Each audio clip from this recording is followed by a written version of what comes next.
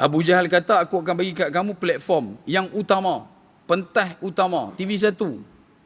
Duduk tahu mana? Hijir Ismail, dekat dengan lengkung, berdekat-dekat dengan Kaabah. Maka Nabi satu orang yang ada sifat tabligh. Teruja Nabi. Sebab mungkin inilah waktunya Allah Ta'ala nak menzahirkan keimanan kepada semua orang Mekah. Maka Nabi SAW dijemput oleh Abu Jahal, diiringi oleh Abu Jahal sampai ke kawasan Hijir, dan Abu Jahal pula promoter. Dia yang duk hantar dalam grup WhatsApp ni. Dia yang duk beritahu ke orang ni, mai dekat Kaabah ni. Muhammad SAW akan ceritakan satu benda yang amazing, satu benda yang spektakular, satu benda yang awesome, satu benda yang betul-betul dahsyatnya, tak ranjau. Hampa pekat main rimpun buang depan ni. Dan orang terkejut sebab yang promote ni Abu Jahal, rival yang memang tak pernah langsung bagi ruang untuk berikan peluang pada Nabi untuk bercakap. Abu Jahal tiba-tiba pula tolong promote. Dan kalau ada orang tanya siapakah penganjur ceramah Isra' Mi'raj pertama di dunia, Abu Jahal. Pasal dia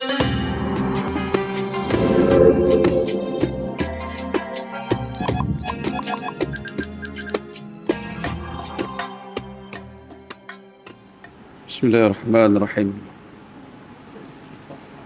Qala Nabi sallallahu alaihi wa alihi wa barakatuh wassalam, assalamu qabla al-kalam, assalamualaikum warahmatullahi wabarakatuh. Alhamdulillahi rabbil alamin, wassalatu wassalamu ala asyrafil anbiya'i wal mursalin wa imamal muttaqin wa ala alihi wa ahli baitihi wa sahbihi ajma'in. Ashhadu wa nashhadu an la ilaha illallah wahdahu la sharika lah, wa ashhadu wa nashhadu anna Muhammadan abduhu wa rasuluh la nabiyya ba'dah. Innal hamdalillah nahmaduhu wa nasta'inuhu wa nastaghfiruh wa min shururi anfusina wa min sayyiati a'malina, man yahdihillahu fala mudilla lahu wa man yudlilhu fala hadiya lahu. Subhanaka la ilma lana illa ma 'allamtana innaka antal alimul hakim. Wa tub 'alaina ya maulana innaka antat tawwabur rahim. Allahumma inna nas'aluka fahman nabiyyin wa hirzal mursalin wa ilhamal malaikatil muqarrabin. Allahumma aghnina bil 'ilmi wa zayyina bil hilmi wa akrimna bit taqwa wa jamilna bil 'afiyah. Nawaitu ta'allum bit ta'lim wa tazakkur bit tazkir wa nafa'a wal intifa' wal ifadah wal istifadah wal hasa 'ala tamassuki bi kitabillah wa sunnati rasulih wa du'a ila al huda wa dalalah 'ala al khair ibtigha'i wajhillah wa qarbihi wa mardatihi wa sawabihi lillahi ta'ala. Allahumma barik lana fi Rajab wa Sya'ban wa ballighna Ramadan. Allahumma inna nas'aluka ridhaka wal jannah wa na'udzu bika min sakhatika wan nar. Qala Allah Ta'ala fil kitabil aziz ba'da a'udzu billahi minasy syaithanir rajim. Rabbi shrah li sadri wa yassir li amri wahlul 'uqdatam min lisani yafqahu qawli. Rabbi ij'alni muqimas shalah wa min dhurriyyati rabbana wa taqabbal du'a. Amma ba'd. Alhamdulillah, pertama-tamanya dan selama-lamanya kita rafa'kan syukur kehadrat Allah Subhanahu wa taala dengan faham, sedar dan segar bahawasanya Allah jualah yang menciptakan langit dan bumi serta apa yang ada di antara keduanya dengan kekuasaan mutlak milik Allah dan ketunggalan Allah Subhanahu wa taala. Seterusnya selawat serta salam ke atas junjungan besar baginda Nabi sallallahu alaihi wasallam. Manusia menjadi asbab musabab paling utama dan mulia sehingga kita diberikan kebaikan, kita dihimpunkan dalam ketaatan, diberikan pinjaman iman dan Islam sampai ke malam ini. Justru perbanyak oleh kita untuk berselawat ke atas baginda Nabi sallallahu alaihi wasallam. Moga-moga dengan banyaknya berselawat akan menjadi asbab kita didudukkan bersama baginda Nabi sallallahu alaihi wasallam di akhirat kelak insya-Allah. Allahumma salli ala sayyidina Muhammad wa ala ali sayyidina Muhammad kama sallaita ala sayyidina Ibrahim wa ala ali sayyidina Ibrahim wa barik ala sayyidina Muhammad wa ala ali sayyidina Muhammad kama barakta ala sayyidina Ibrahim wa ala ali sayyidina Ibrahim fil alamin innaka Hamidun Majid. Baik. Tuan-tuan dan hadirin muslimin mukminin rahimakumullah sekalian. Kita masih lagi berada dalam bulan Rajab, bagi edisi tahun 1445, dan baru saja kita lepas daripada nisfunya, daripada pertengahan bulan Rejab. Dan perlu untuk kita senantiasa sedarkan dan segarkan betapa dengan izin Allah jualah kita yang masih lagi bergelumang dengan maksiat, walaupun kita penuh dengan lumpur noda dan dosa, Allah Subhanahu wa taala dengan Ar-Rahman dan Ar-Rahimnya masih lagi berkehendak untuk memberikan izin kepada kita berada dalam bulan yang mulia ini. Apatah lagi bulan ini adalah bulan haram yang telah ditandakan oleh baginda Nabi sallallahu alaihi wasallam, yang mana ada 4 bulan haram dalam setahun, 3 bulan berturutan, 1 bulan adalah berasingan. Dan bulan yang berasingan itu, kata Nabi sallallahu alaihi wasallam, adalah bulan Rejab wa Rajabun Mudhar baina Jumada wa Sya'ban, iaitu di antara bulan Jamadil Akhir dan juga bulan Sya'ban. Dan kerana itu, bila kita sebutkan tentang kebaikan dan juga perkara yang perlu untuk kita usahakan, untuk kita mampu dayakan pada bulan ini, antara benda yang disebutkan oleh Imam Al-Baihaqi dalam kitab Syu'abul Iman, barang siapa yang melakukan kebaikan dalam bulan Rejab, nescaya akan digandakan. Jadi bila kita masuk bulan Rejab tu, buat benda baik, ada ganjaran kebaikan, maka dia akan jadi double. Kalau baca Quran yang baik 10 hasanah bagi setiap huruf, maka untuk bulan Rejab dia akan jadi 20. Dan begitu jugalah dengan imbalan bagi sedekah. Kalau sedekah itu ada banyak rangkuman, measurement, ukuran, timbangan dan juga balasannya. Setidaknya akan mendapat 700. Bagi setiap satu yang kita sedekah akan dapat balik 700. Maka untuk bulan Rejab dia jadi double, 1400. Dan begitu juga kata Imam Al-Haqi, begitu juga pada perkara yang tidak benar, perkara benda yang berkaitan dengan maksiat. Kalau benda taat pun double, benda maksiat pun double untuk bulan Rejab. Dan sebab itu, usahalah untuk kita memuliakan bulan ini, kerana bulan ini telah dimuliakan oleh baginda Nabi sallallahu alaihi wasallam. Dan kenapa dinamakan Rejab Mudhar? Sebab bulan Rejab ini di zaman Quraisy ada satu keturunan, satu kabilah daripada Arab Quraisy yang memang akan memuliakan bulan ini dalam keadaan tidak melakukan sebarang konfrontasi, tidak akan melakukan sebarang perkara yang boleh menimbulkan kekacauan, peperangan, pertembungan. Dan kabilah tersebut adalah kabilah Mudhar. Dan kabilah Mudhar ni pun ada sangkut paut dengan Nabi SAW pada satu jalur daripada Mudhar bin Ma'ad bin Adnan, keturunan ketiga selepas daripada Bani Adnan. Dan berikutan bulan Rejab ini pada kalimahnya juga bermaksud tarjib, iaitu mengagungkan. Maka sebagian ulama berpendapat sebaik-baik orang yang beriman kepada Allah Azza wa Jalla wa Ala, dia sudah pun mula mempraktikkan amalan kebaikan bermula daripada bulan Rejab. Sebab itu ada di kalangan para ulama yang terdahulu, mereka membiasakan dan melazimkan diri mereka untuk melakukan sebagai contoh puasa bermula daripada 1 Rejab sampai rapat habis Ramadan. Antara yang juga disebutkan oleh Dr. Wahbah Az-Zuhaili kepada Dr. Zulkifli Al-Bakiri At-Takiri, iaitu dia menceritakan betapa bapak kepada Dr. Wahbah adalah satu orang yang senantiasa melazimkan diri masuk bulan Rejab akan puasa sampailah habis Ramadan. Dan kita pun yang muka cengeng-cengeng tu bolehlah try, kan? Yang boleh buat diet AF sampai tungging terbalik tu boleh try. Cuba untuk buat puasa Rejab daripada 1 Rejab sampai habis bulan Ramadan. Dan kalau kata dah habis tengah dah tak sempat ambil, ni nak mai pula hari-hari yang akan datang, maka kita boleh mula. Pasal apa? Sebab dia macam intern, praktikal, latihan industri.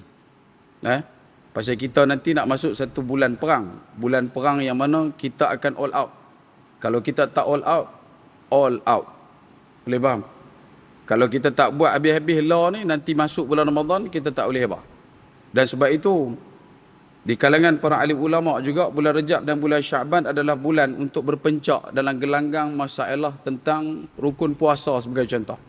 Masalah fik puasa akan ditumbuk lumat dalam bulan Rejab dan Syaban. Kerana apa? Bila masuk bulan Ramadan, tidak ada lagi perbincangan tentang perkara berkaitan dengan rukun puasa secara detail. Kerana kebanyakan di kalangan ulama salafus salih terdahulu, bila masuk bulan Ramadan, mereka cuma tumpu pada 3 perkara utama. Iaitulah yang pertama adalah qiyam, yang keduanya adalah siyam, yang ketiganya adalah Quran. Dan 3 benda ni tak ada lagi ruang untuk halaqah. Tidak ada lagi ruang untuk kuliah. Sebab tu kalau nak mengaji dan sebagainya berkenaan dengan puasa, bulan law ni dah kena mula dah. Bulan Rejab ni dah kena buat daurah, dah kena buat dah ulang kaji supaya kita jadi orang yang boleh menghadapi bulan Ramadan dalam keadaan yang sama dan siap siaga. Sebab tu di kalangan ulama terdahulu juga memberikan penekanan masuk bulan Rejab ni, kalau boleh rajin-rajinlah pergi pondok. Pergi pondok. Pondok-pondok yang ada buat pengajian daurah berkenaan dengan fik puasa, tuan-tuan pergi. Dia akan ajak tentang fik siam, fiqh siam. Bukan nikah siam. Bagi silap dengar pula. Fiqh siam. Maksudnya fiqh tentang puasa. Banyak pondok-pondok dah buat. Tapi ada juga geng-geng yang masuk hutan lah duk buat pondok lah. Pasal dia tahu dah lah bulan Rejab, tak banyak hari dah nak puasa. So dia standby dah buat, dia buat pondok siap-siap. Pasal nanti boleh food panda. Kan? Sini bukan lah. Burkina Faso banyak buat perangai lagu tu. Sebab itu tuan-tuan, bila masuk bulan Rejab ini, ia adalah satu penanda aras untuk kita recheck balik kita punya kefahaman tentang ibadah puasa.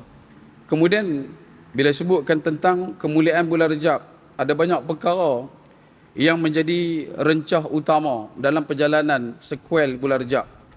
Antaranya yang boleh kita sempat sebutkan pada malam ini pada tuan-tuan adalah satu sariyah ataupun operasi yang diarahkan oleh baginda Nabi sallallahu alaihi wasallam ke atas seorang sahabat bernama Abdullah bin Jahash radhiyallahu an. Operasi ini berlaku dalam bulan Rejab tahun kedua Hijrah. Yang mana dalam operasi tersebut Nabi sallallahu alaihi wasallam telah perintahkan kepada Abdullah bin Jahash untuk pergi ke satu kawasan yang mana panjanglah, make it short. Sampai dekat sana Nabi suruh dalam surat Nabi supaya Abdullah bin Jahash dapatkan maklumat dan balik ke Madinah. Jarak tempat tu dengan Madinah 2 hari perjalanan. Jadi bila sampai dekat lembah tersebut, sebagai riwayat mengatakan lembah Nakhlah, Abdullah bin Jahash dan juga bersama dengan ketumbukan tentera perisik Nabi SAW yang turut sama dengan Abdullah bin Jahash berdepan dengan kelompok kafir Quraisy yang sedang bawa barang dagangan untuk diniagakan. Dan sahabat yang lain berkata kepada Abdullah bin Jahash, kita terus serbu saja, kita ambush terus. Pasal mereka ni musuh, kita ambush terus lah. Tapi Abdullah bin Jahash kata tak boleh sebab Nabi suruh kita dapatkan maklumat dan balik. Jadi kata sahabat yang lain dalam mesyuarat, mereka kata kalau kita dapatkan maklumat dan kita balik 2 hari, nanti kalau kita nak mai pun lagi 2 hari, mereka ni dah ruyuk lah. Mereka ni dah tak ada lah. Jadi no point benda tu. Lebih baik kita serang. Bila mana bermusyawarah dan akhirnya mereka bersetuju untuk ambush kafilah perdagangan daripada Quraisy yang juga membawa harta umat Islam sebenarnya untuk diperdagangkan di Syam, dan akhirnya telah berlaku satu kematian di kalangan ahli Quraisy, iaitulah Amr al-Hadrami. Dan ketika mana anak kepada al-Hadrami ini meninggal dunia, keturunan Hadrami ini meninggal dunia, berita tersebut dibawakan dan disebarkan di Mekah. Dan apa orang Mekah kata dekat orang Islam, terutamanya golongan Muhajirin, mereka mengatakan betapa umat Nabi SAW, umat Islam pada waktu itu adalah orang yang tidak menghormati bulan Rejab. Sebab bulan Rejab kan tak boleh bunuh, bulan Rejab tak boleh perang. Tapi dalam bulan Rejab itulah berlakunya operasi yang disebutkan sebagai Sariyah Nakhlah. Dan bila mana perkara itu telah pun ditularkan di seluruh Mekah, maka ia menjadi satu benda yang diangkat sebagai manifesto Quraisy untuk menjatuhkan kredibiliti Nabi SAW dan wibawa Nabi SAW. Dan akhirnya tanpa perlu untuk Nabi SAW berusaha keras menegakkan apa yang sepatutnya, Allah Ta'ala turunkan ayat dengan menyatakan betapa membunuh orang di bulan Rejab adalah satu benda yang buruk, tetapi menghalang orang daripada melakukan ibadah. menghalang orang daripada datang ke rumah Allah, Baitullahil Haram, itu adalah lebih buruk daripada membunuh orang di bulan Rejab. Dan itu antara sequel pertama yang terawal yang saya sempat untuk masukkan. Kemudian yang kedua, selepas daripada zaman Nabi SAW, di kalangan para sahabat juga ada banyak kisah daripada bulan Rejab. Cuma yang saya nak pinpointkan pada satu zaman ketika pada tahun 583 Hijriah, iaitu di zaman penaklukan semula Baitul Maqdis yang dilakukan oleh Salahuddin Al-Ayyubi, yang pernah sempat kita sebutkan kepada tuan-tuan dalam pertemuan yang lalu, yang dia telah membawa satu legasi mata rantai sinambung perjuangan kepada guru dia, iaitu Sultan Nuruddin Zanki. Dan ketika mana berlakunya penaklukan itu, tarikh penaklukan itu berlaku pada tanggal 28 Rejab tahun 583 Hijrah. Dan umat Islam kembali bertaut semula, duduk dalam keadaan kerangka terbaik di Masjidil Aqsa, di Baitul Maqdis, di bawah pimpinan payungan umat Islam sendiri, pemerintahan Islam sendiri, iaitulah Salahuddin Al-Ayyubi Al-Hittiniyah. Dan kebaikan itu terasa berulang banyak lama dan tahun panjang pemerintahan dia. Dan kemudian antara benda yang pastinya diangkat sebagai kisah malar segar yang sentiasa dipupuk dan diperhalusi setiap kali datangnya bulan Rejab adalah perkara berkaitan tentang Isra' wal Mi'raj. Dan walaupun kita mengetahui secara spesifik berkenaan dengan pertembungan tarikh dan sebagainya, sebab untuk beberapa dapatan yang ada daripada sekian banyaknya kitab sirah dan juga pendapat para alim ulama, bila mana ditanyakan bilakah berlakunya Isra' wal Mi'raj, antara yang disebutkan oleh Abdullah bin Mas'ud dan juga diterima oleh Imam An-Nawawi, dia menyatakan betapa Isra' wal Mi'raj itu berlaku setahun sebelum hijrah. Nabi hijrah pada tahun ke-13 kenabian, maka perkara ini berlaku pada tahun ke-12. Yang ini pendapat Abdullah bin Mas'ud dan disebutkan oleh Imam An-Nawawi. Begitu juga daripada Imam Ibnu Al-Jauzi dengan menyatakan betapa ia berlaku 8 bulan sebelum hijrah. Imam Al-Jauzi menyatakan, Ibnu Al-Jauzi menyatakan Isra' wal Mi'raj ini berlaku 8 bulan sebelum hijrah. Nabi hijrah pada bulan Safar, makna kata 8 bulan sebelum daripada Nabi hijrah tersebut berlakunya apa yang disebutkan Isra' wal Mi'raj. Dan ada juga yang disebutkan oleh Abu Rabi' bin Salim, ia berlaku 6 bulan sebelum hijrah. Ada juga menyatakan 11 bulan sebelum hijrah, iaitu pandangan daripada Ibrahim Al-Harbi dan dikuatkan oleh Ibnul Munir. Dan Ibnu Faris antaranya juga menyatakan Isra' wal Mi'raj berlaku 15 bulan sebelum daripada hijrah. Namun begitu, kebanyakan kita di Nusantara selayaknya, ramai di kalangan kita mengambil pendapat daripada alim ulama, yang mana kita berpendapat pegang pada ketetapan yang diambil kuat pada pandangan Al-Alamah Al-Mansufuri, kemudian diletakkan juga pada pandangan Syekh Mahmud Fasha, dan dimuatkan lagi dalam kitab Rahi' Al-Makhtum oleh Syekh Saifur Rahman Mubarak Furi, iaitu tarikh berkenaan dengan Isra' wal Mi'raj berlaku pada bulan Rejab, tepatnya 27 hari bulan pada tahun 10 kenabian Nabi SAW.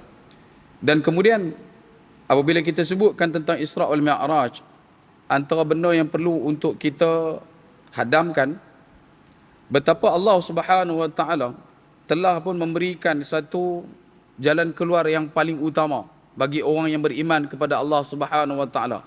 Bagaimana nak mencermati dan menekuni perjalanan hebat dan perjalanan agung ini.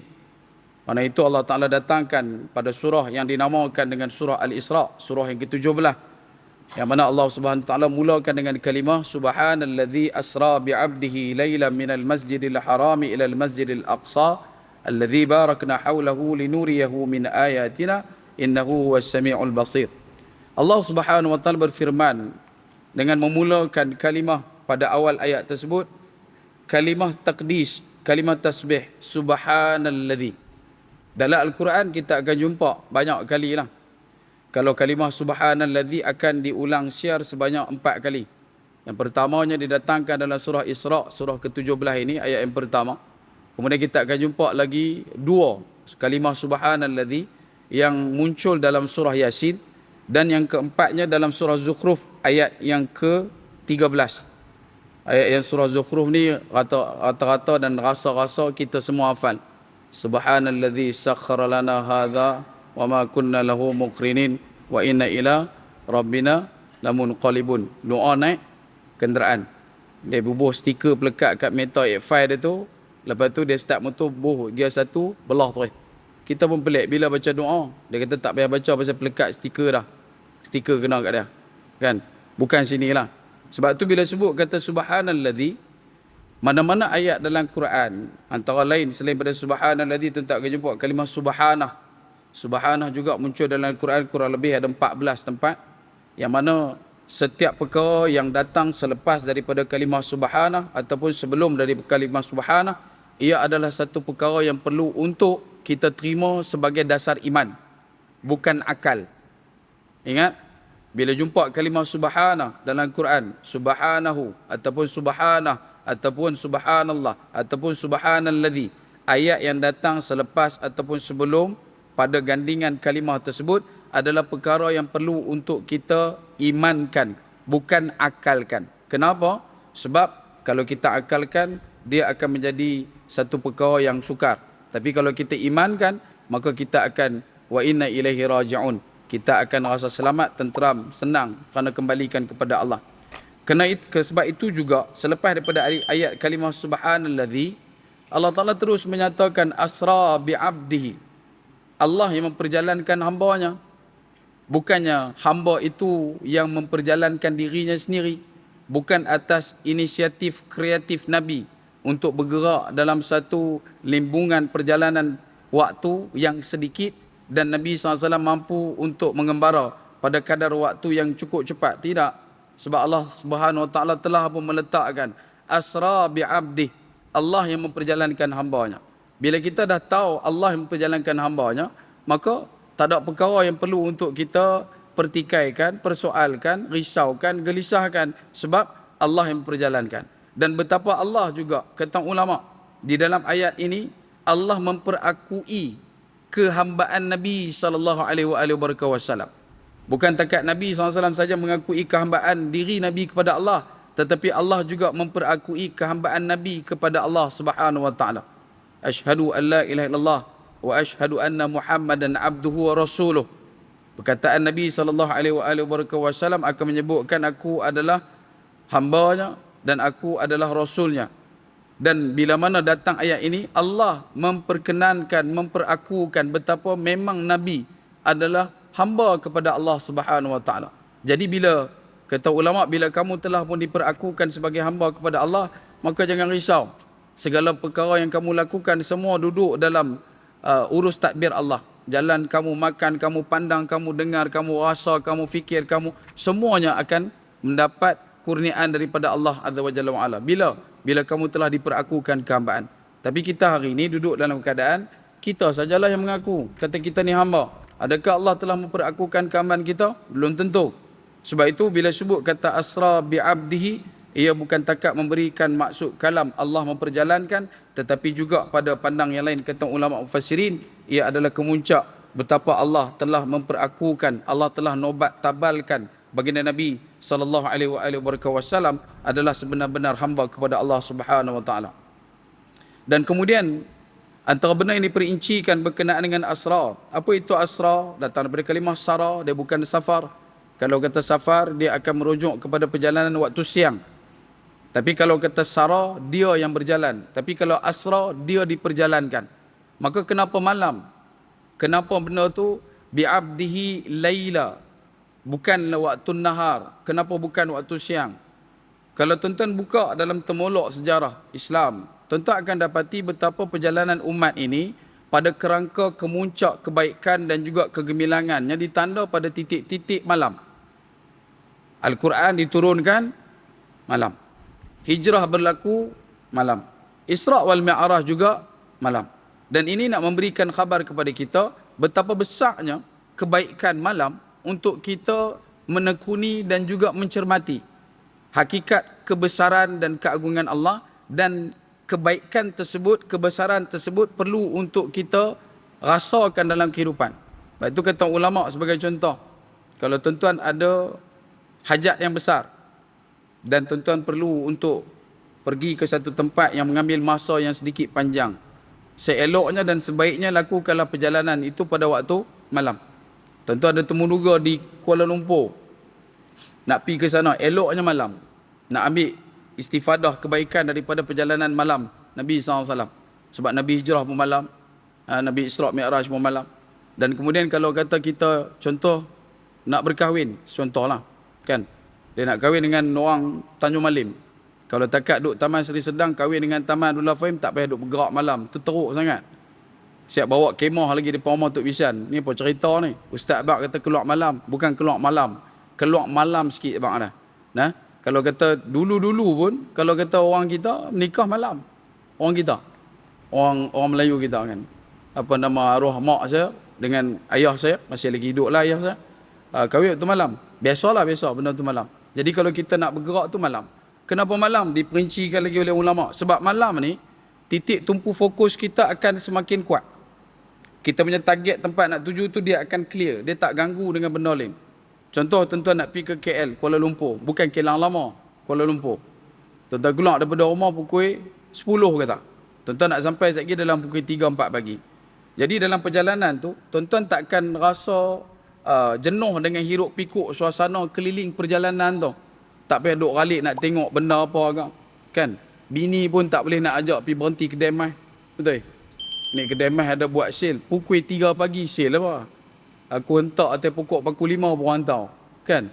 Anak-anak pun tak kalut untuk suruh kita berhenti kat kedai Eko ke DIY ke apa ke. Pukul 11 malam, 12 malam siapa nak buka kedai? Sate sundel bolong pun tutup awal. Kan? Sebab itu bila sebut kata malam ni banyak manfaat tuan-tuan. Dan khasiat yang lebih utama. Bila kita bergerak malam, kadar kita uzlahnya selimut malam ini bila mana menyelubungi kita, dia akan menambahkan keinsafan diri kita. Dia akan menenangkan kita, dia akan mententeramkan kita. Sebab tu penting untuk kita menakul perkara ini pada kaedah sunnah yang ditinggalkan oleh baginda Nabi sallallahu alaihi wasallam. Kemudian ayat seterusnya, minal masjidil haram ilal masjidil aqsa. Yang ini adalah satu titik penting untuk fiqh musafir. Antara lain yang ulama cuba sebutkan adalah bila kita bergerak daripada satu tempat ke satu tempat dan pastinya tempat itu jauh ataupun dekat, pastikan kalau boleh, mulakanlah perjalanan kita itu, tandaan pertamanya adalah sejurus selepas kita keluar dari masjid.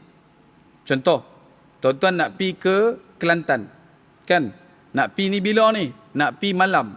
Bila nak pergi malam, tuan-tuan bersiap di rumah siap-siap, mai ke masjid. Habis solat di masjid, keluar dari masjid tu, niat musafir terus pergi ke Kelantan.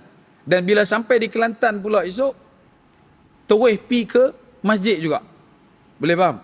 Nanti kita akan dapat lihat betapa barakahnya perjalanan itu, betapa banyaknya faedah yang kita bakal miliki dan betapa banyaknya khasiat yang bakal kita hirup sebabkan oleh kita mengambil istifadah kebaikan yang dilakukan ke atas Nabi sallallahu alaihi wasallam. Cuma tinggal lagi macam mana kita nak proses benda ni lah. Boleh faham tak? Kadang-kadang masjid kalau sampai di sana pukul 3 pagi banyak masjid dah tutup. Takkan kita nak pergi masuk.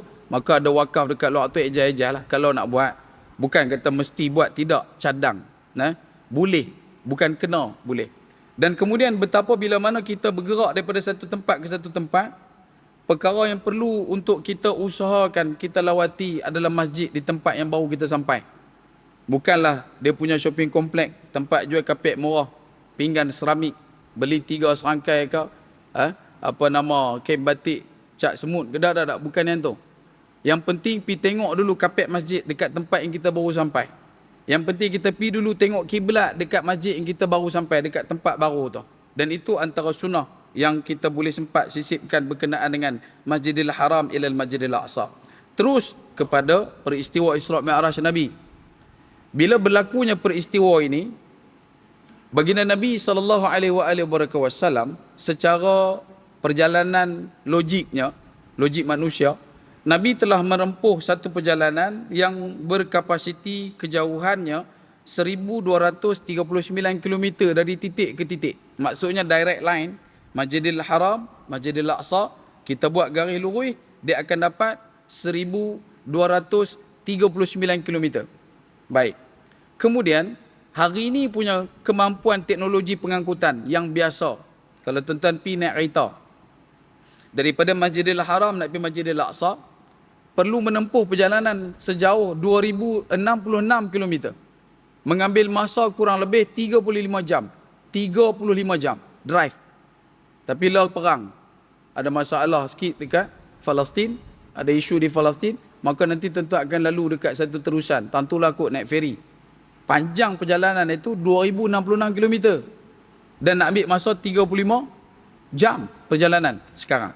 Bagaimana dengan kemampuan teknologi pengangkutan di zaman Nabi? Unta standard Puspaca 40 hari. Bukan pi balik. Nak pi itu ke Palestin, sekali pi bergerak daripada Mekah nak pi ke Palestin, nak pi ke Masjidil Aqsa 40 hari baru sampai. Kalau naik unta merah bolehlah pi 30 hari. Dan kalau pi balik dah ambil masa 2 bulan. Kalau unta biasa 80 hari, 2 bulan lebih. Dan bila mana Nabi SAW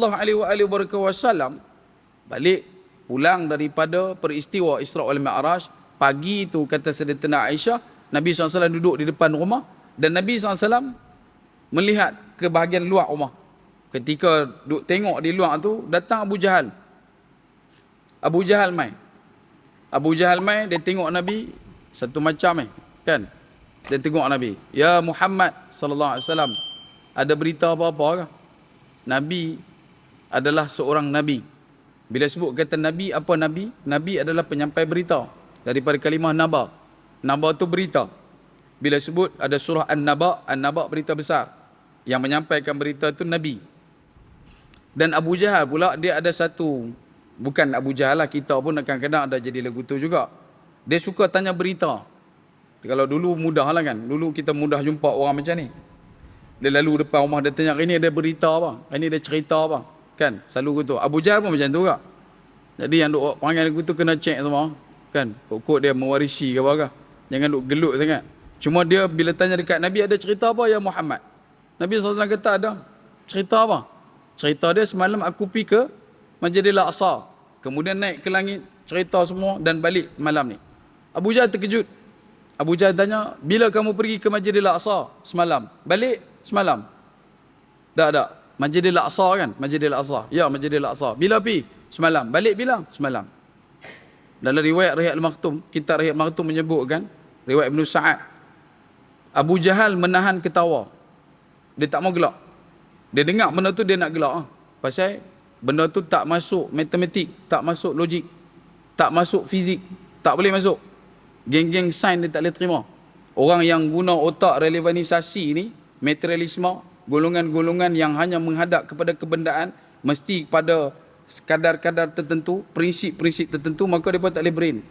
Dia kata biar betul. Tapi Nabi SAW teruskan cerita. Abu Jahal ni bila dia dengar, dia tahan gelak.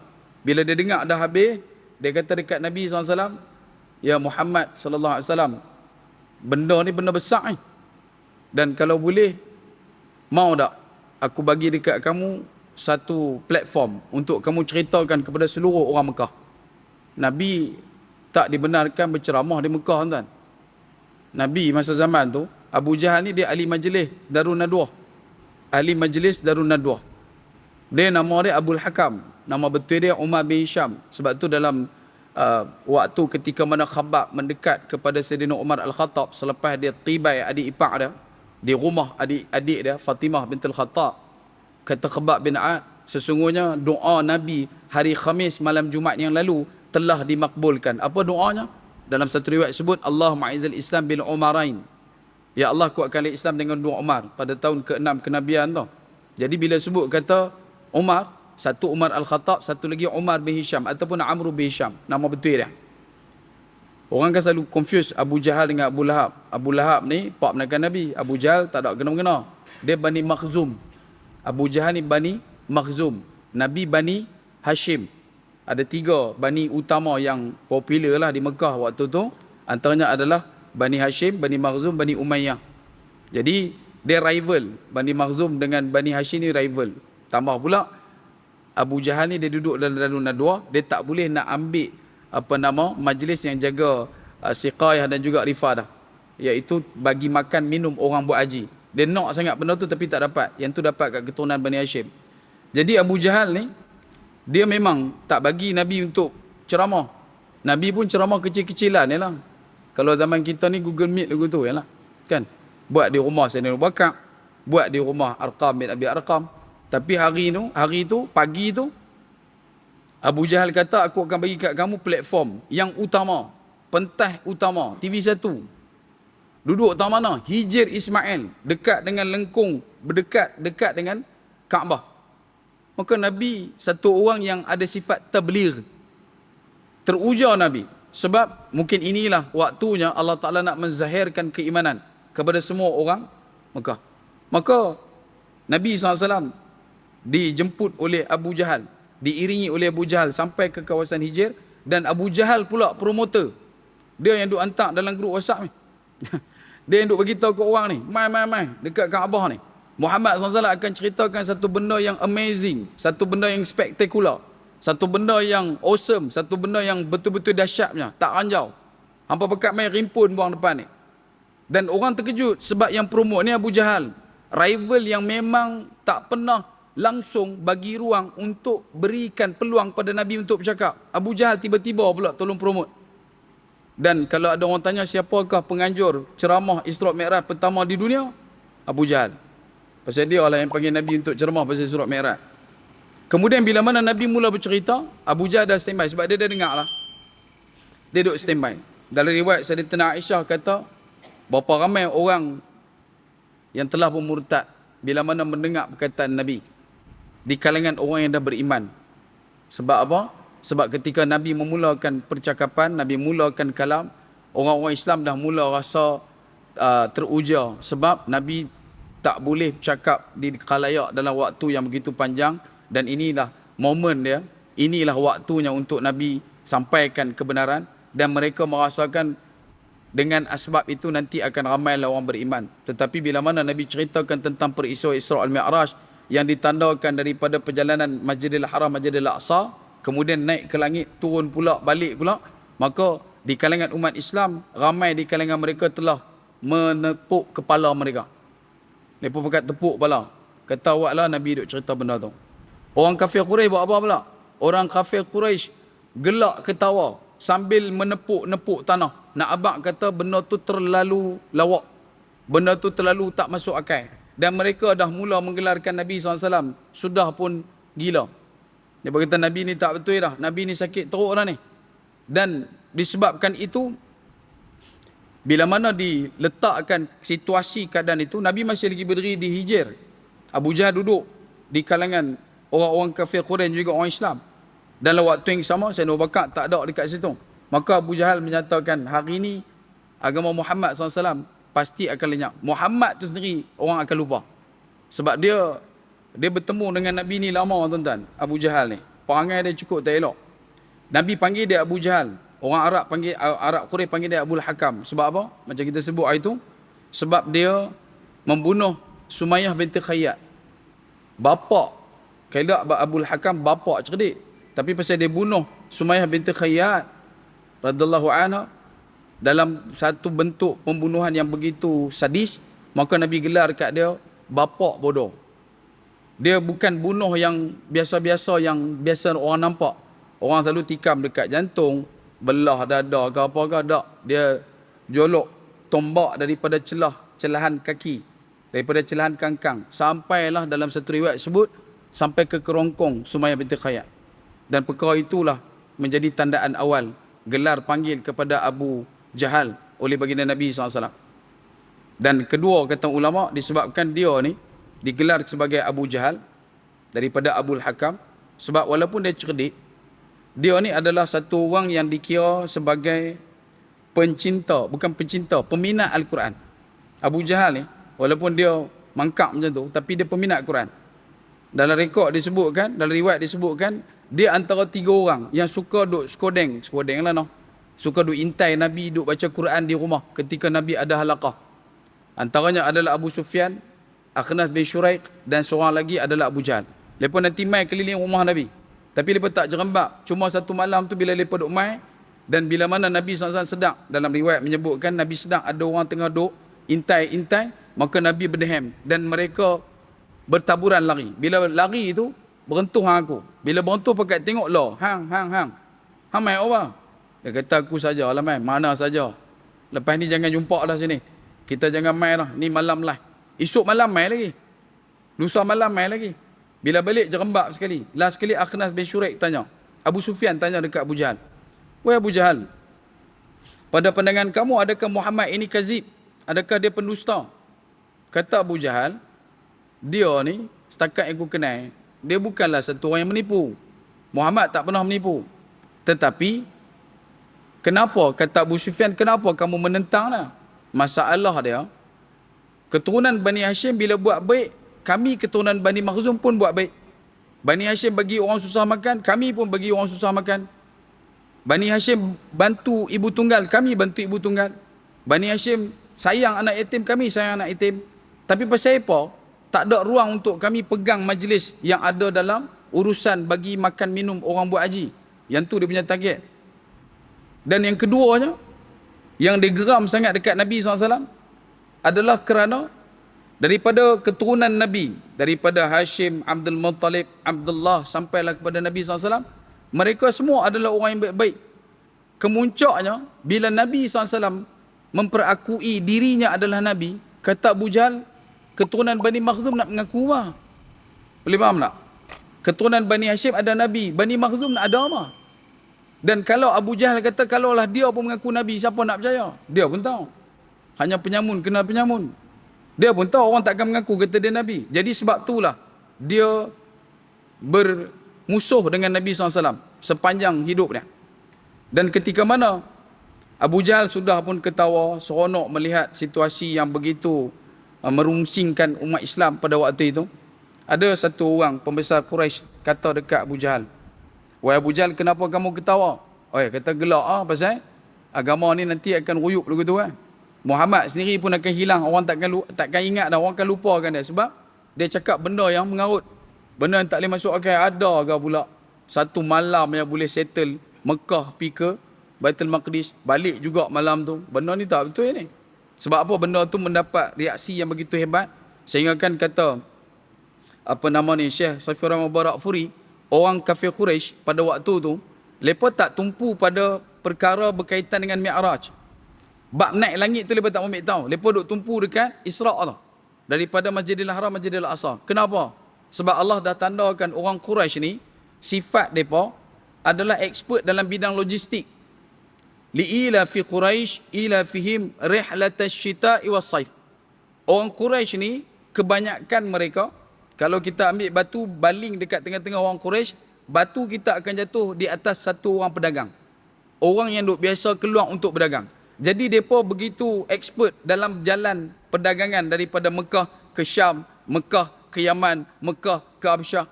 Tiba-tiba Nabi SAW jengui dalam keadaan mengatakan perjalanan itu cuma mengambil masa sebahagian daripada malam. Maka mereka marah. Tak boleh. Benda tu mengganggu konsentrasi fikir mereka. Mana boleh buat? Kami yang habis otai pun tak pernah buat benda lagu tu. Macam mana hang boleh buat ni? Mereka tak puas hati dekat situ. Bab langit mereka tak ambil tahu. Maka bila pembesar ni tanya dekat Abu Jahal, Abu Jahal mengatakan betapa hari itu juga umat Islam takkan ada lagi dah di Mekah dan dia akan mampu untuk mendapat apa yang diidamkan. Namun pembesar yang menegur Abu Jahal mengatakan, takat yang duk ada, yang duk tak puas hati dekat Nabi, yang duk depan ni tak percaya dekat Nabi, yang murtad apa semua ni, kalau takat ahli jawatan kuasa biasa-biasa, tak payah. Kan? Kalau kata hang nak betul-betul benda ni settle down malam ni, clear cut, hang kena settlekan satu orang. Siapa dia? Abu Bakar bin Abu Quhafah radhiyallahu an. Dia kata Abu Bakar mana? Abu Bakar tak main pagi tu. Abu Bakar ada di rumah. Rumah Sayyidina Abu Bakar di mana? Depan dengan Kaabah, kawasan dekat dengan tapak Hotel Hilton.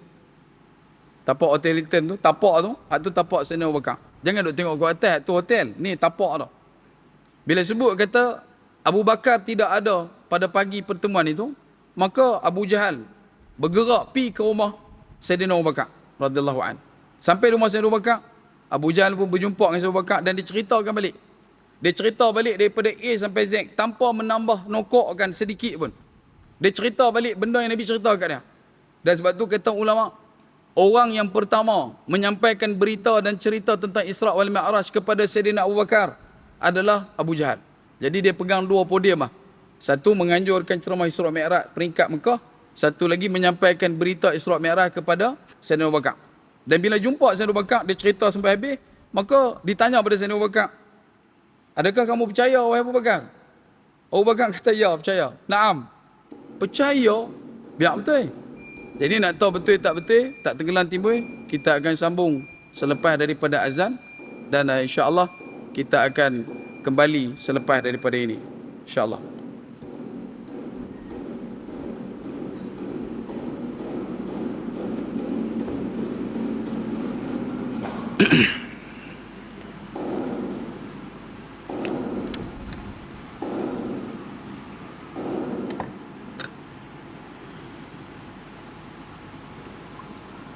Allahu Akbar, Allahu Akbar. Allahu Akbar, Patutlah lembut pada dia. Allahu Akbar. Asyhadu an la ilaha illallah.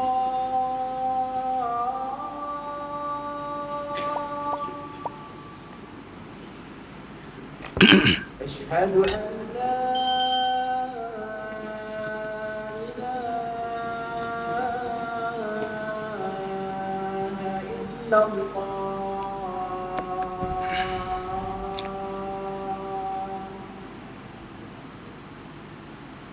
أشهد أن محمدا رسول الله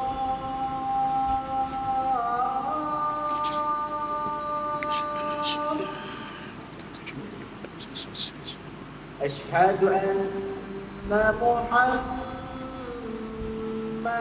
رسول الله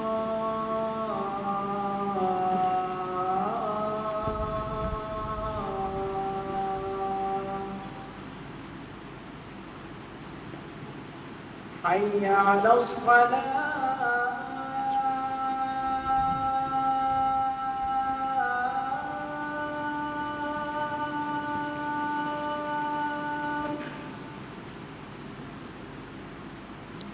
حي على الصلاة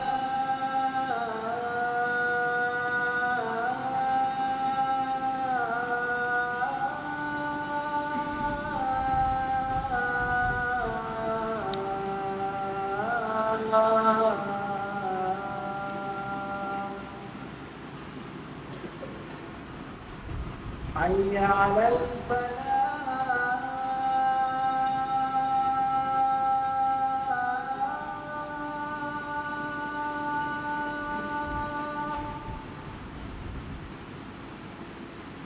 حي على الفلاح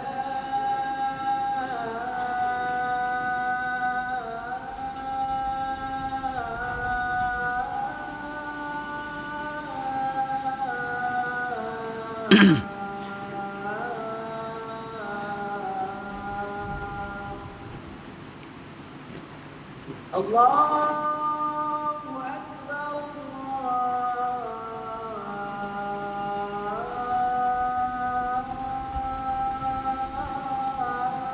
الله أكبر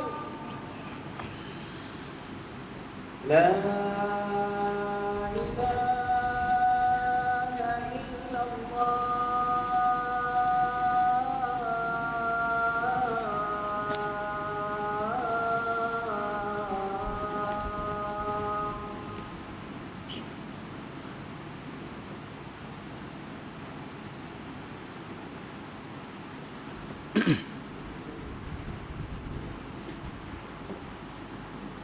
Baik. Saya mohon izin tuan-tuan untuk kita menganjakkan sedikit waktu pembinaan solat isyak kita pada malam ini, untuk saya menghabiskan sedikit lagi perkongsian berkenaan dengan tajuk pada malam ini insya-Allah. Sebab itu bila mana ditanyakan kepada Sayyidina Abu Bakar As-Siddiq radhiyallahu an, yang masa itu masih lagi digelar dengan Sayyidina Abu Bakar, belum mendapat kalimah As-Siddiq, Sayyidina Abu Bakar menyatakan na'am. Dan apa balasan, jawapan balas kepada orang Quraisy? Dalam dua riwayat disebutkan, yang pertama kata Sayyidina Abu Bakar As-Siddiq radhiyallahu an kepada orang Quraisy, wahai Abu Jahal, Sesungguhnya kalaulah perkara langit datang bertemu dengan Muhammad sallallahu alaihi wasallam pun aku percaya. Apatah lagi perkara Nabi bertemu dengan benda di langit, lagi aku percaya. Boleh faham? Malaikat, segala makhluk yang ada di langit itu datang bertemu dengan Nabi, dan Sayyidina Abu Bakar percaya wahyu yang diturunkan melalui setiap lapisan mutawatir sampai kepada Nabi SAW juga Sayyidina Abu Bakar percaya. Tambah pula Nabi nak pergi ke langit, yang tu satu benda yang small the pieces untuk percaya. Dan yang kedua, disebutkan lagi oleh Sayyidina Abu Bakar dalam riwayat yang lain, betapa kata Sayyidina Abu Bakar, wahai ahli Quraisy, wahai orang Quraisy, kalaulah di hadapan aku ada satu dinding yang berwarna hitam dan Muhammad sallallahu alaihi wasallam menyatakan padaku dinding itu berwarna putih, nescaya yang benar adalah Muhammad sallallahu alaihi wasallam dan yang menipu adalah mata aku. Boleh faham? Tingkat kebenaran yang ada pada satu batang tubuh yang bernama Abu Bakar bin Abu Qafah radhiyallahu anhu. Dan lepas pertemuan dengan Abu Jahal, apa Sayyidina Abu Bakar buat? Sayyidina Abu Bakar bergegas keluar daripada rumah, tinggalkan perkumpulan orang Islam dan juga sebahagian daripada orang yang tak Islam yang kembali memberikan sokongan percaya kepada Nabi di kalangan umat Islam. Yang kafir pula mereka jadi penin, pasal orang yang mereka harapkan bakal menjadi batu loncatan untuk ranapnya Islam, rupanya tidak ada masalah dengan perkara yang luar daripada otak fikir. Dan ketika mana Sayyidina Abu Bakar membelah lautan manusia yang mengerumuni di depan Nabi di bahagian hadapan Hijr Ismail, diperhatikan Sayyidina Abu Bakar, semua orang sedang berbisik-bisik dengan dengungan mengumpat Nabi SAW, dengan perkataan fitnah kepada Nabi SAW, mengutuk ngata kepada Nabi SAW, mencerca maki kepada Nabi SAW. Dalam keadaan mereka ramai, mereka duk kata Nabi gila, mereka duk kata depan Nabi. Nabi SAW yang berdiri di Hijr Ismail cuma berdiri tunggu tengok saja. Dan Sayyidina Abu Bakar bila dia nampak benda tu, daripada jauh dia panggil Nabi SAW, ya Rasulullah. Semua yang ada depan Nabi, yang sedang duk chit-chat, yang sedang duk bercakap, duk mengumpat, duk kata, duk kutuk Nabi, tercengang dan mengalihkan pandangan mereka tertumpu pada Sayyidina Abu Bakar. Dan sebab itu kata ulama, Sayyidina Abu Bakar adalah orang yang memadamkan fitnah di hadapan Nabi di pagi 27 Rejab. Dan ketika mana Sayyidina Abu Bakar berjalan menuju kepada Nabi, semua mata mengikut melirik ke arah Sayyidina Abu Bakar, sampailah Sayyidina Abu Bakar bertemu dengan kekasihnya Nabi SAW di Hijr. Maka kata Sayyidina Abu Bakar, ya Rasulullah, sesungguhnya aku percaya dengan apa yang engkau sampaikan, segala apa yang engkau hadapi, segala apa yang engkau lalui. Cumanya, kata Sayyidina Abu Bakar, di kalangan kita orang Quraisy ini, ada yang baru balik daripada kafilah perdagangan yang baru datang daripada Syam, yang memang baru balik daripada Palestin, yang memang baru balik daripada Hauran, yang memang baru balik pada Masjidil Aqsa. Jadi kalaulah boleh kita panggil mereka ni untuk mereka bertanya kepada engkau, mendapatkan penjelasan yang sebenar-benar jelas. Adakah benar yang engkau pergi itu Masjidil Aqsa? Bukan tak percaya, melainkan untuk tambah yakin dan memecah segala macam tuduhan buruk dan jahat yang mereka lakukan kepada Nabi itu. Maka Nabi SAW silakan. Nabi kata silakan. Kemudian Sayyidina Abu Bakar panggil, siapa yang baru balik daripada kafilah pedagang daripada Syam baru ni? Maka bangkitlah beberapa orang. Dari riwayat sebut adalah berbelas orang. Jumpa Sayyidina Abu Bakar. Dan Sayyidina Abu Bakar buat deal dengan mereka. Sayyidina Abu Bakar kata, lah ni, hampa tanya dekat Nabi SAW, Nabi Muhammad SAW, benda berkaitan dengan Masjidil Aqsa. Sebab hampa bawa balik kan? Hampa bawa balik. Hampa pun bawa balik sebulan. Sebab perjalanan dia kan sebulan. Hampa bawa balik sebulan. Mestilah benda yang ada kat Masjidil Aqsa tu sebulan kekal lagi lah. Tak berubah mana. Maka mereka kata, okey, kami boleh tanya. Dan kalau Muhammad SAW memberikan jawapan yang benar, hampa kena mengaku benar. Dan kalau Muhammad memberikan jawapan salah, hampa kena kata salah. Deal. Deal. Maka Nabi SAW pun bersetuju dengan situasi itu. Maka kata Nabi SAW, Allah tajallikan penampakan penuh Masjidil Aqsa di hadapan Nabi SAW. Satu demi satu soalan dilontarkan kepada Nabi SAW. Pokok di sekitar Masjidil Aqsa apakah warna dinding kota Baitul Maqdis, apakah ada kain yang menutup di kawasan depan pintu masuk, apakah yang ada di dalam sekitar kawasan Masjidil Aqsa. Nabi jawab tuntas, jelas, satu demi satu demi satu. Domino kejatuhan, kerapuan, kesyirikan akhirnya menyembam dan tersungkur di hadapan Nabi sallallahu alaihi wasallam. Tak mampu untuk mereka menegakkan leher lagi di hadapan Nabi, melainkan mereka tersipu-sipu, malu di hadapan Nabi, kerana sesungguhnya Muhammad yang kita kenal ini sememangnya dia masih Muhammad Al-Amin, satu orang yang tidak pernah berdusta. Dan kemudian kata Nabi sallallahu alaihi wasallam, walaupun dah berselera orang kafir Quraisy, orang yang beriman kemudian goyang kembali balik beriman, mereka duduk dalam keadaan dah mula celaru dan serabut, sebab benda yang Nabi sebut adalah benda benar dan tak ada siapa boleh petikai, dan semua setuju benda yang Nabi sebut itu adalah tempat yang sama mereka pergi, iaitu kawasan Baitul Maqdis. Dalam keadaan riuh suasana fikir benak mereka untuk mencerna benda tu, nak logikkan balik betul tak betul, gedebuk-gedebak, Nabi kata, wahai Quraisy, ada satu benda aku nak ceritakan dan nak sampaikan kepada kamu. Nabi memberikan satu tamparan, tempeling yang begitu hebat. Nabi kata apa? Nabi kata, sesungguhnya dalam perjalanan Isra aku pulang ke Masjidil Haram, ketika mana aku berada di atas burak bersama dengan Jibril, di bawah perjalanan aku itu, aku dapati ada satu kafilah pedagang yang bergerak daripada Syam menuju ke Masjidil Haram. Nabi duduk burak view, bukan bird view, burak view. Nabi duduk atas, Nabi nampak ada kumpulan pedagang yang sedang bergerak. Dan Nabi kata kumpulan ni, masa aku jumpa ketua kafilah pedagang ini, bukan ketua kafilah, unta yang mengetuai kafilah itu adalah unta yang diikat dengan tali berwarna merah. Dia sopa geng pala lori lah, kan? Ada lori pala purple, kita tahulah dia ni ambil tanah merah belah Gok Pau. Ni lori kepala oren, dia ni ambil tanah merah belah apa nama ni, kawasan Matan Pasir. Ni dia ambil belah Juru, lori dia kepala pink, contohlah. Ni pun ada tak kafilah, pasal nak tahu geng-geng ni, kafilah pedagang. Jadi Nabi kata kumpulan pedagang ni, ketika aku nampak, mereka sedang tercari-cari unta mereka yang hilang. Dalam malam, waktu malam kan. Kemudian Nabi kata, dari atas Nabi nampak unta tu duduk tak mana. Nabi pun laungkan suara kepada kafilah pedagang ni dengan Nabi kata, wahai fulan, sesungguhnya unta kamu berada di lembah fulan. Pergilah kamu mendapatkan unta kamu di lembah tersebut. Dan kata Nabi, kafilah yang duduk di bawah ni mendengar apa yang Nabi sebut dan mereka terus menuju ke lembah yang Nabi sebutkan.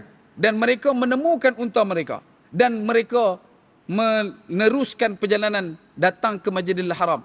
Dan rombongan ini, kata Nabi, bakal tiba 3 hari lagi.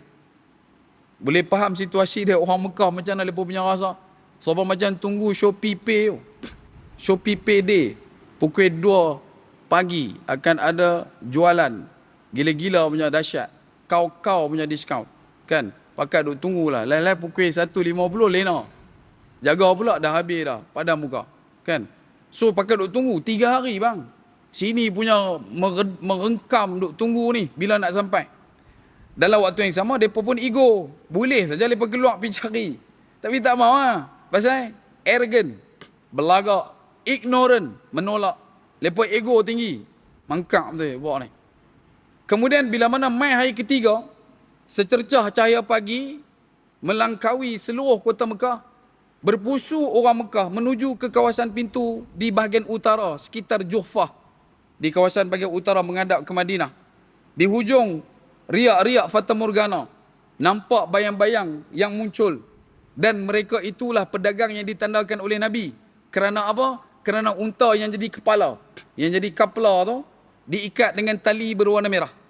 Dan akhirnya ketika mana kafilah pedagang ni mendekat, tak tertahan rasa rindu. Bergemersik rasa untuk mendapatkan maklumat dan juga jawapan yang paling padu. Maka mereka berumun keluar mendapatkan kafilah pedagang. Dan mereka terus bertanya, adakah kamu pedagang daripada Syam? Ya. Adakah kamu ketika dalam perjalanan telah hilang unta kamu? Ya. Adakah ketika mana kamu sedang mencari unta kamu, kamu mendengar suara dari langit menyatakan unta kamu berada di lembah sekian-sekian? Ya. Dan kamu ikut suara tersebut? Ya. Dan kamu jumpa unta kamu? Ya. Dan kamu tahu tak suara siapa tu?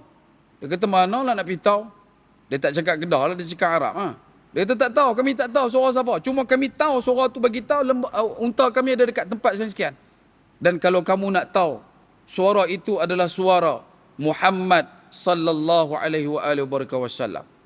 Dan akhirnya orang kafir Quraisy mereka terduduk dan tak boleh nak buat apa. Tapi yang tak beriman tetap juga tak beriman.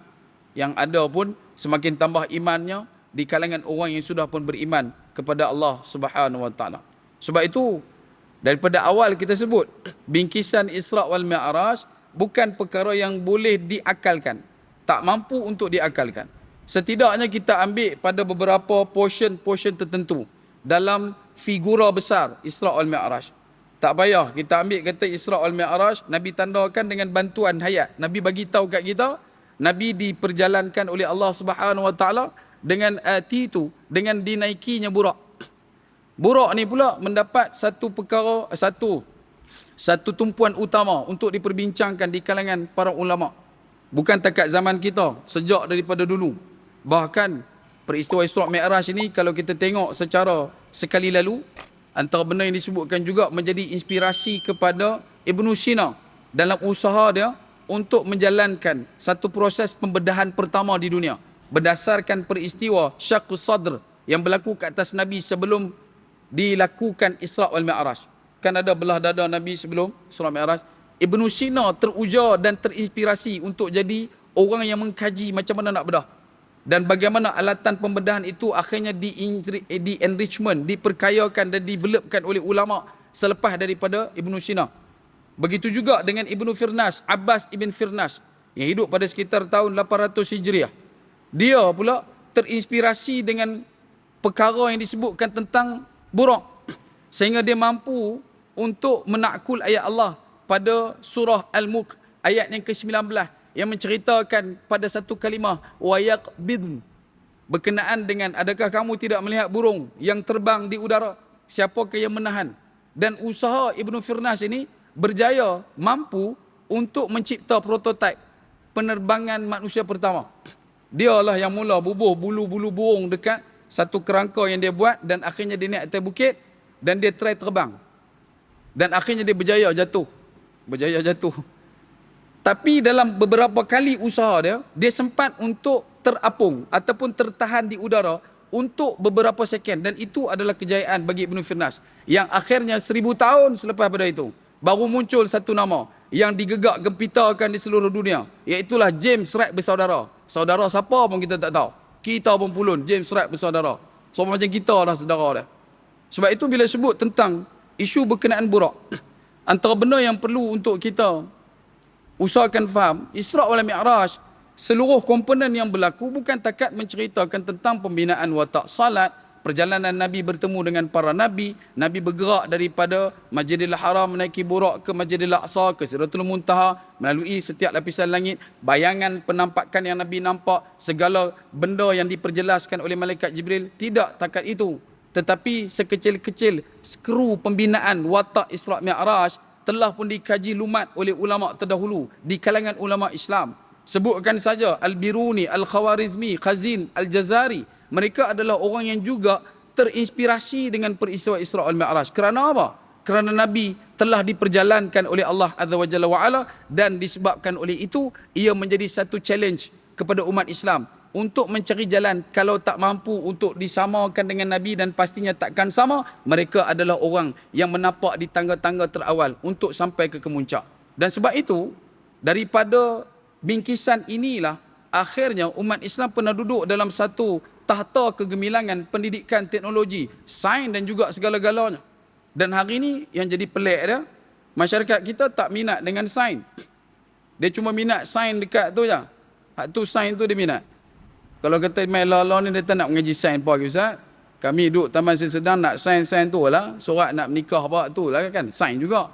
Nak abang kata sains ni STEM dan juga STI. Sains, Teknologi, Information dengan Sains, Teknologi, Engineering, Matematik. Yang ni dua mata pelajaran, dua aliran ni yang anak-anak kita tak apa nak syok. Dia tak apa nak suka pilih. Sejak pada tahun 2020, dalam satu artikel dapatan kajian daripada MASTI, satu agensi daripada Kementerian Sains dan Teknologi Inovasi, menyebutkan Malaysia akan mengalami defisit saintis. Sebab kita bila nak buat negara maju, setidaknya dengan kapasiti masyarakat Malaysia sekarang di Malaysia ni, kita ada penduduk 33 juta. Bacaan draft pada tahun 2023. 33 juta, 17.5 adalah lelaki, 15.9 adalah perempuan. Kita punya kedudukan saintis kita dengan ratio penduduk, dia tak cun. Sebab target kalau nak jadi negara maju, dia kena ada 500,000 untuk setiap satu, untuk Malaysia ni dia kena ada 500,000 saintis. Barulah kita boleh dapat negara maju. Cuma masalah law ni, untuk seluruh dunia Islam, kita belum lagi mampu untuk menandingi Jepun. Seluruh negara Islam majoriti, kita tak mampu lagi untuk ada sama macam mana Jepun. Jepun ada banyak mana?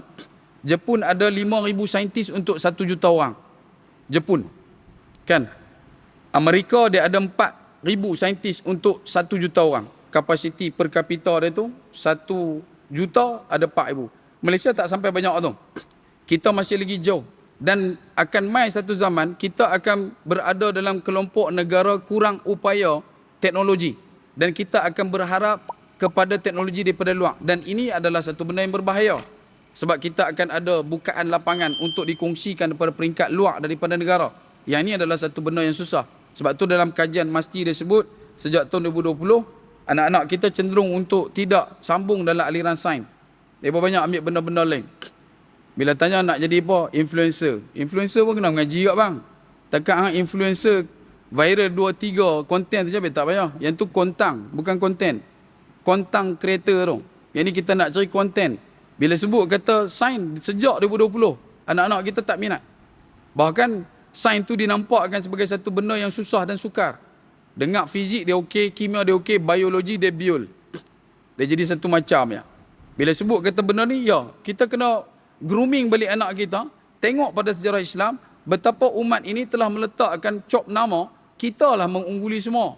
Setiap kerangka ni yang ada, kamera, TV, kipas, semua ada tanda-tanda tangan daripada umat Islam yang terdahulu. Yang mereka cermati dan mereka menakul Quran pada bayangan perdana teknologi dan pendidikan. Tapi kita hari ni hilang benda tu. Bukan takat kita hilang, dah bahkan kita lupakan. Ada Quran tapi kita tak mau tengok pada naratif yang boleh membangkitkan, ledakan, anjakan paradigma masyarakat. Kita lebih tertumpu pada benda-benda yang boleh mempertembungkan kita dengan pihak orang yang satu lagi. Dekat masjid pun kadang-kadang Isra' Mi'raj dia bincang, kalau kata cerita, yalah benda-benda berkaitan tu kan. Cuma kalau boleh nanti untuk Isra' Mi'raj panggil astronomi ke. Baru kita akan nampak dia punya projektor tu lebih besar.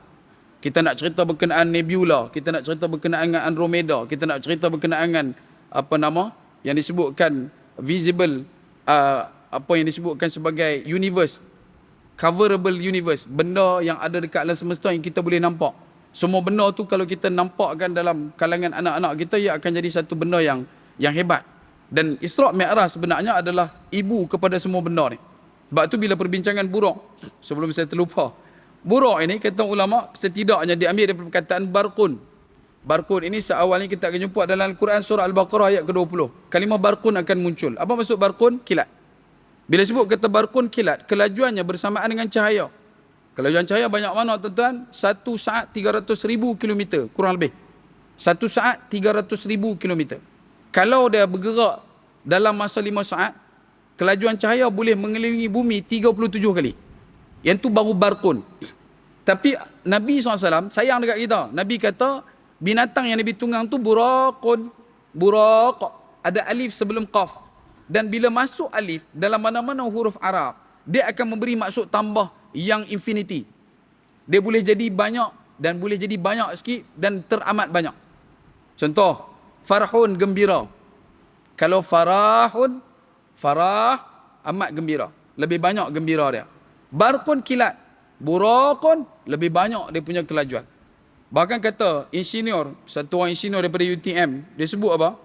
Kalau nak tengok balik kelajuan, kalaulah kita duk fikir dan kita berhenti pada buraq itu barqun, dan kita nak samakan dengan kelajuan buraq, kalaulah buraq itu selaju yang dikatakan kelajuan barqun, maka buraq perlu mengambil masa kurang lebih 8 jam untuk sampai di satu kawasan yang digelar Andromeda, di luar daripada lapisan langit. Dan dia perlu ambil masa 100,000 tahun untuk sampai dekat satu kawasan yang dikatakan sebagai kawasan yang mampu untuk dicapai dengan kamera. Kamera yang diambil oleh James Webb tu, dia boleh pergi sampai dekat satu tempat tu. Kalau naik buraq ni dia kena ambil masa 100,000 tahun.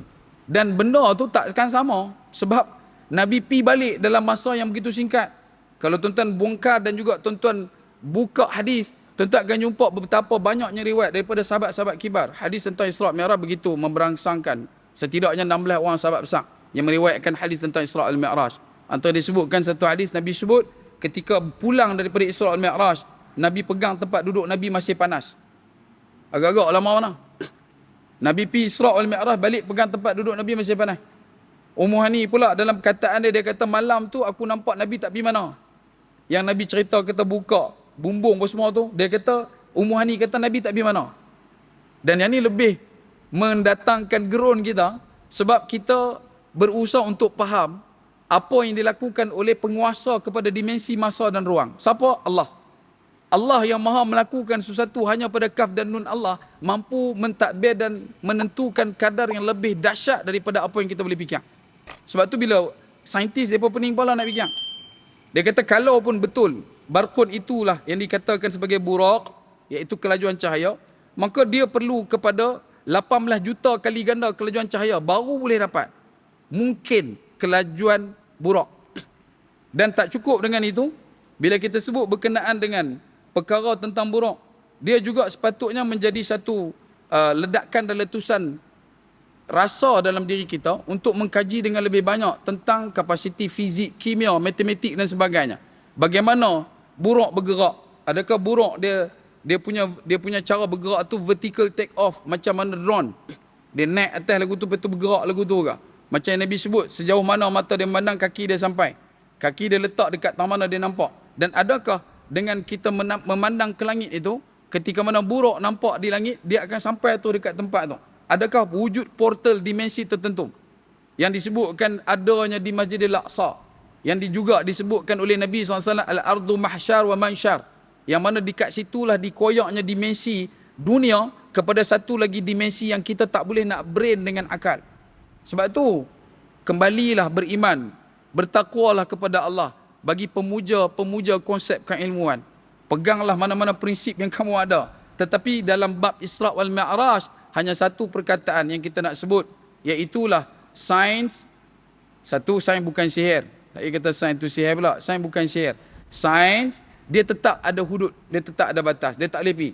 Bagi sains, api itu sifatnya membakar, betul? Tetapi tidak bagi Islam. Kerana apa? Api tidak membakar Nabi Allah Ibrahim alaihissalam. Begitu juga dengan proses dan juga progres Isra' wal Mi'raj.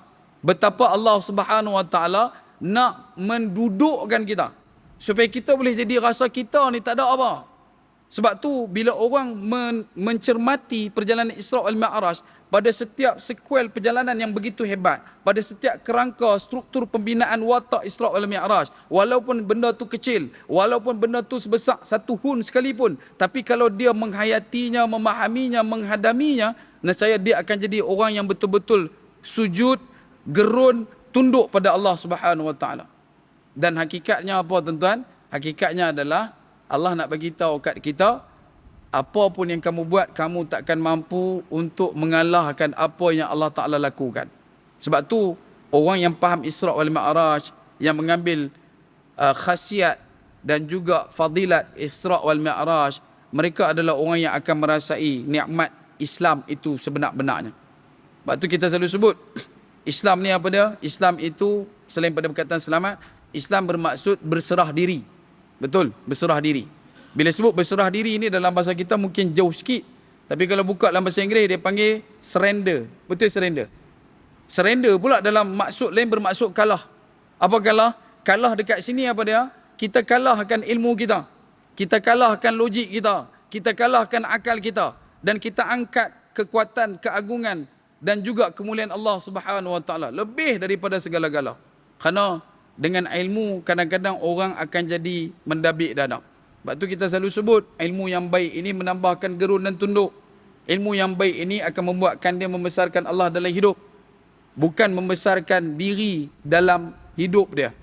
Dan hidup kita, carilah ilmu yang sebaik-baiknya, iaitu ilmu yang membuatkan kita senantiasa mau mendekat kepada Allah Azza wa Jalla wa Ala. Dan hakikat untuk kita mengisafi Isra wal Mi'raj, selain daripada batas perkara yang kita sebutkan tadi, adalah betapa masyarakat kita perlu juga untuk belajar menguasai segala bidang capaian teknologi dan juga pendidikan. Walaupun kita dah pun jadi remaja purba barang mungkin, kita cuma ada cucu saja, ada anak lah seorang dua masih lagi tinggal di sekolah, encourage mereka, galakkan mereka untuk mereka jadi orang yang ceburkan diri dan juga bergelumang dengan aliran sains dan juga perkara yang berkaitan. Kerana apa?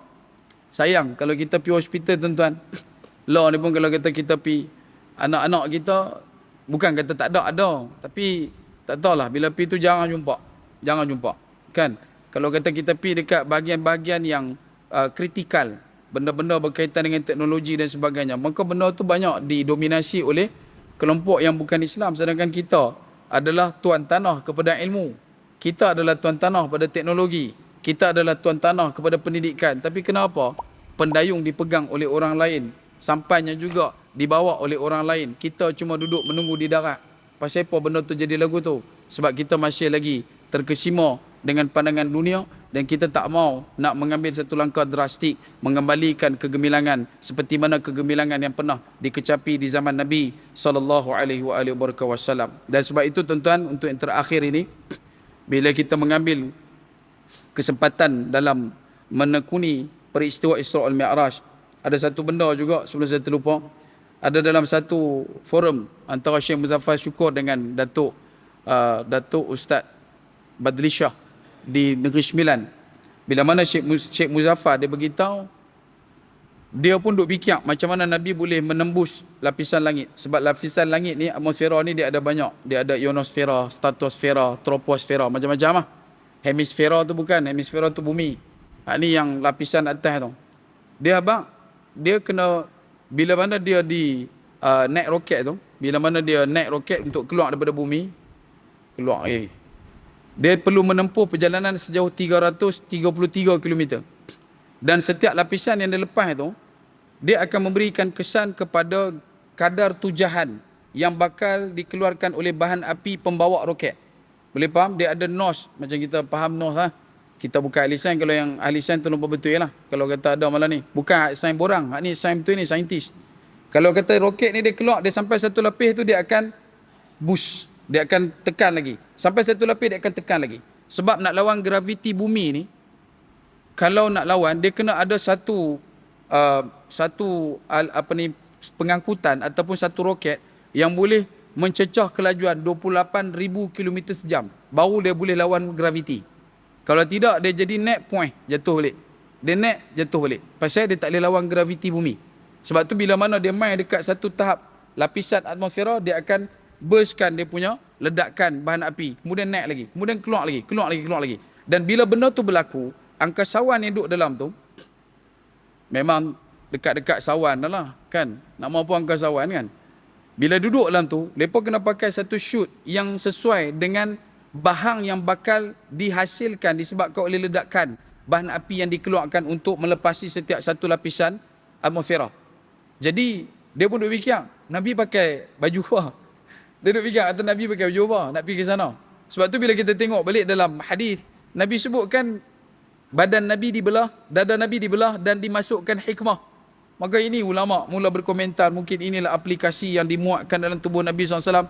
Bahkan kalau kata naik dalam altitude tertentu, kadar oksigen dia akan drop. Setiap second dia akan drop. Contoh kalau kata naik, tak payah duk contoh lah, Gunung Everest kan sebagai contoh. Bila duduk dekat kemuncak 8848 tu, oksigen yang ada dekat kita, yang mampu untuk kita sedut adalah 1/10. Sebab tu kalau kata dia nak bercakap tu, tak payah duk tanya hobi lah atas tu. Duk atas tu kalau kita duk telefon WhatsApp kot tak payahlah. Abang lepas ambil gambar lepas tu turun. Pasal merisikokan nyawa. Oksigen dia susah nak dapat pada waktu sebab dia begitu sempit, altitude tinggi. Yang tu baru Everest 8848. Yang ni cerita dia Nuh 15 km. Nuh cerita dia 333 km. Aplikasi apa yang Nabi guna sampai boleh tanya dekat Jibril, ya Jibril, itu apa? Ya Jibril, ini apa? Boleh faham tak? Boleh tak? Sebab kita ahli sunnah wal jamaah, kita berpegang Nabi SAW bergerak dengan keadaan roh dan jasad. Kalau ada orang main dekat kita, dah Nabi pi roh saja, itu Mu'tazilah, bukan ahli sunnah wal jamaah. Dan sebab itu kerangkak ini kena balik pada hakikat asal yang kita sebut awal tadi, surrender. Sebab apa? Allah Ta'ala dah suruh surrender dah. Subhanalladzi, Allah jualah yang memperjalankan Nabi SAW dengan kesucian Allah, kemuliaan Allah, keagungan Allah.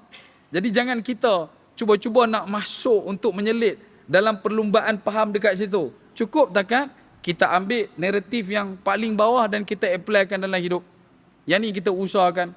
Dan paling tidaknya, pembinaan watak solat perlu untuk kita kemudi dengan rasa kita adalah orang yang sedang menjelajah seluruh alam semesta.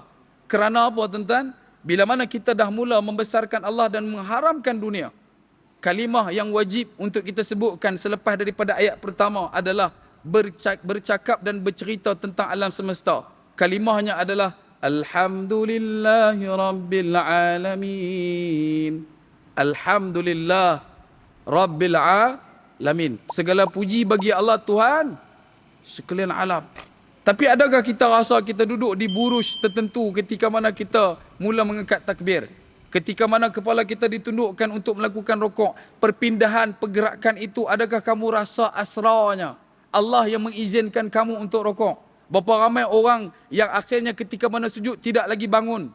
Allah mempersiapkan dia untuk mati dalam keadaan bersujud pada Allah Subhanahu Wa Taala. Adakah kau rasa benar tu? Macam mana kita nak datangkan tampilan ini mengisi setiap ruang pelusuk kalbu hati kita? Sebab apa? Sebab kita main solat semata-mata untuk mencukupkan waktu. Ini isu dia. Tapi kalau kita merasai setiap perjalanan Nabi dalam peristiwa Isra' dan Mi'raj, merentas benua bumi, meledakkan lapisan langit Allah, setiap loka dan 7 petala, Nabi SAW berada dalam lingkungan kebaikan Allah Subhanahu Wa Taala, maka kita akan boleh menakluk setiap pergerakan solat kita, bukan hanya pada dasar 13 rukun, tetapi pada setiap kunjungan nafas, hembus dan hela yang kita ada di atas muka bumi. Datangkan, hadirkan. Sebab itu output produk belakang Nabi lepas mereka keluar daripada solat di kalangan para sahabat, cernaan perkataan yang Nabi sebut, benda yang Nabi sampai, membuatkan mereka boleh jadi orang yang menakluk 1/3 ke 2/3 dunia. Kenapa? Sebab mereka hanya takut kepada Allah dan mereka cuma membesarkan Allah dalam hidup. Dan mereka adalah orang yang benar-benar mengharamkan dunia ketika mana mereka melakukan ibadah salat.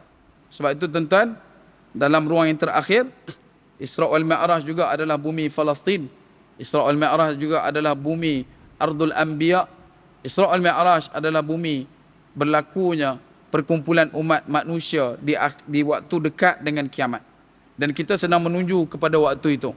Sama ada kita mau ataupun tidak, menjelang tahun-tahun tertentu yang telah direkodkan oleh para alim ulama, setidaknya mungkin beberapa tahun ke depan yang kita akan lihat. Dan hari ini pun kita dapat tengok ada spark-spark tertentu di kawasan rentas benua, antaranya di Eropah, dah mula buat prepping untuk menghadapi perang tertentu yang kita pun tak tahu. Dan mereka dah sampai ke tahap buat survival kit. Dan kita masih lagi duk melilau cari beras tempatan. Berapa bulan dah duk cari tuan-tuan. Kan? Sebab tu usahalah kita untuk faham betapa Allah Subhanahu Wa Taala nak supaya kita tinggalkan dunia sebelum kita meninggalkan dunia. Allah nak kita jadi hamba Allah yang benar-benar diakui kehambaannya, dan Nabi merindui kita yang demikian. Dan moga-moga takat tu dulu perkongsian. Mohon maaf ambil masa tuan-tuan. Ada yang dah sampai ke 7 langit dah pun. Kan? Malam ni cuma tak abang so bawa toto lah. Kalau bawa toto mungkin lagi lama. Sebab tu kalau kata ada kekasaran bahasa tegeri bicara telajak kata terasa di mana-mana, saya minta maaf banyak-banyak daripada hujung rambut sampai hujung nyawa. Kalau kata ada kebaikan, mohon tolong saya lebarkan. Kalau ada keburukan, mohon tolong jauhkan. Bak kata pepatah, sedap makan dikunyah-kunyah, sedap kata diulang-ulang. Jika buat kerabu perut, jangan diperah 5 perut. Kalau baik, tolong diikut. Jika buruk, jangan diturut. Akhir kalam, sekecil-kecil ikan pasti ada isinya, sebesar-besar ikan pasti ada tulangnya. Selamat menyambut Isra' wal Mi'raj, dan doakan moga-moga kita sampai ke bulan Ramadan insya-Allah biiznillah, dan moga-moga Allah Subhanahu wa taala menerima jual beli kita insya-Allah. Aku qauli hadza wastaghfirullahal adzim wa lakum. Wassalamualaikum warahmatullahi taala wabarakatuh. Wallahu taala a'lam.